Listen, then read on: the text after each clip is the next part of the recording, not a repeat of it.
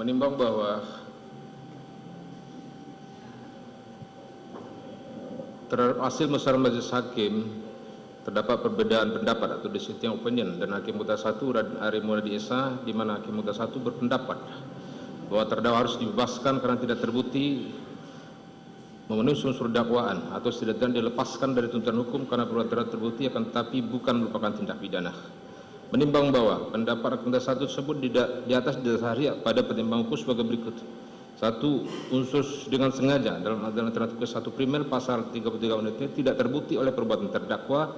A. Bahwa maksud dengan unsur dengan sengaja adalah apabila si pelaku menghendaki akan timbulnya akibat dari perbuatannya dan perkara akibat yang seharusnya ditimbulkan adalah terganggu sistem elektronik dan atau sistem elektronik menjadi tidak bekerja sebagaimana mestinya. B. Bahwa berdasarkan keterangan saksi Abdul Zafar, Satpam Komplek Polda 3 diperoleh fakta bahwa pada hari Sabtu tanggal 9 Juli 2002 sekitar pukul 18.00 terdakwa datang ke pos Satpam dan meminta izin kepada saksi akan mengganti perangkat CCTV. C. Bahwa berdasarkan keterangan saksi Apung, terdakwa mengganti perangkat CCTV dengan menyuruh dirinya selaku teknisi CCTV. D. Bahwa penggantian CCTV oleh teknisi tidak mengakibatkan CCTV rusak atau terganggunya fungsi, melainkan tetap berfungsi dengan baik. E. Berdasarkan keterangan saksi Abdul Zafar, ketika terdakwa selesai mengganti perangkat CCTV, terdakwa memberikan nama, nomor telepon, dan tempat tugas terdakwa saksi Abdul Zafar. F. Bahwa berdasarkan keterangan saksi Apung dan saksi Abdul Zafar tersebut, maka dapat disimpulkan bahwa terdakwa tidak ada niat jahat untuk merusak CCTV, karena terdakwa menyuruh ahli pemasangan CCTV, dan terdakwa juga mempunyai niat baik, itikat baik dengan menyerahkan nama, nomor telepon, dan tempat tugasnya kepada Satpam.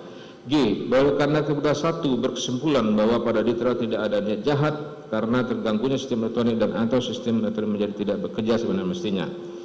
H. Bahwa dengan demikian sudah sengaja tidak terbukti oleh perbuatan terdakwa. I. Bahwa unsur dengan sengaja tersebut juga terdapat dalam alternatif ke-1 subsidiar pasal 32 Undang-Undang ITE, dakwaan alternatif kedua primer pasal 231 KUH pidana, dan dakwaan alternatif kedua subsidiar pasal 221 kedua KUH pidana yang mengunsur serupa dengan unsur dengan sengaja, yaitu unsur dengan maksud untuk menutupinya atau menghalangi atau mempersukar penyidikan.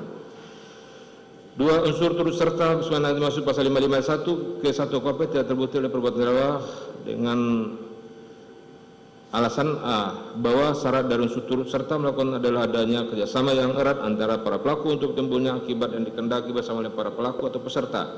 Pelaku turut serta harus mempunyai kesamaan niat atau meeting of mind antara para peserta.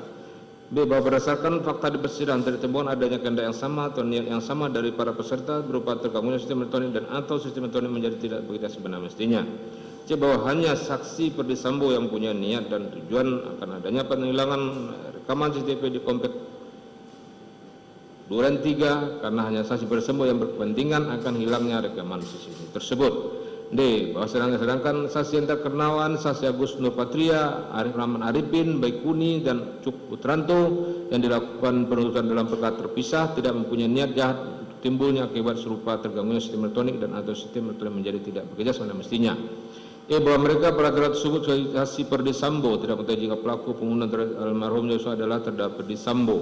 Bahwa terdakwa dan saksi Agus Nurpatria, Arif Rahman Arifin, saksi Baikuni Bowo, dan Cuk Putranto dilakukan tersebut mengetahui bapak pembunuhan adalah Perdi Sambo pada tanggal 8 Agustus 2002. Bahwa dengan demikian tidak ada kerjasama yang erat untuk mencapai tujuan sama berupa terganggunya sistem elektronik dan atau sistem elektronik menjadi tidak bekerja sebagaimana mestinya. 3. Bahwa undang-undang tidak dapat diterapkan dalam perkara ini. A. Bahwa pendapat ahli ITE Prof. Hendri Subiakto yang pernah menjabat sebagai ahli pada Kementerian Komunikasi dan Informasi Kominfo pada saat penyusunan undang-undang ITE tidak dapat diterapkan dalam perkara ini. B. Bahwa menurut pendapat ahli, penerapan undang-undang adalah pelakunya harus melakukan perbuatan dengan cara-cara interaksi elektronik dan atau cara-cara dunia maya cyber jika berupa mengambil, memindahkan, memukul perangkat elektronik berupa DVR, CCTV, maka seharusnya diterapkan pasal KUHP pidana, misalnya merusak dengan pasal 406 KUHP, mengambil, mencuri pasal dengan KUHP pidana. 4. Bahwa unsur dakwaan alternatif kedua primer pasal 33 KUHP dan alternatif kedua subsidiar pasal 221 KUHP tidak terbukti. A. Berdasarkan pendapat ahli pidana Jamin Ginting, syarat penerapan pasal 233 KUHP pidana Dan pasal 12 adalah barang bukti harus telah berstatus sebagai barang bukti, artinya telah dilakukan penyitaan oleh pejabat yang berwenang. B. Dalam perkara ini terungkap fakta bahwa DPRC dalam periode 8 Juli sampai 13 Juli tidak atau belum dalam status barang bukti. 5. Terdakwa terhadap keterangan berlaku tentang pasal 51 ayat 1 dan ayat 2 KUHP pidana. Terdakwa adalah kasus 1 subdit 3 Bareskrim bahwa pangkat adalah KP bawah transaksi Agus Nurpratia selaku Kaden A Biro Paminal pada hari Sabtu tanggal 9 Juli 2002 bertempat di Komplek Polri Duren 3. Terdakwa mendapat perintah dari saksi untuk melakukan pengecekan dan screening CCTV Komplek Polri Duren 3. D. Bahwa dengan demikian telah sedang melaksanakan perintah jabatan yang sah dari Kaden A Paminal yang sedang melaksanakan tugasnya, di mana telah menjadi peristiwa yang melibatkan Polri, tembak menembak dan lokus delikti ada di rumah pejabat tinggi Mabes Polri. Hal tersebut masih dalam lingkup kewenangan Kaden A.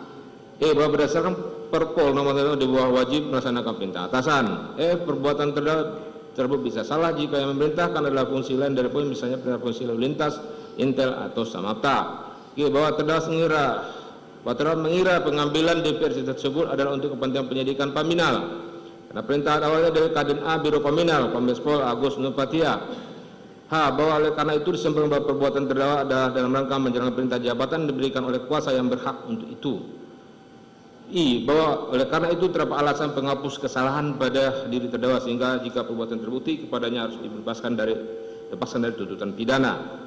Bahwa atas dasar pertemuan tersebut dengan cukup terpenuhnya salah satu dari angka 1, 2, angka 4 tersebut di atas, maka kepada terdakwa harus dibebaskan atau setidaknya kepada terdakwa harus dinyatakan lepas dari tuntutan hukum dengan berdasarkan alasan sebagaimana disebutkan dalam angka 5. Menimbang bahwa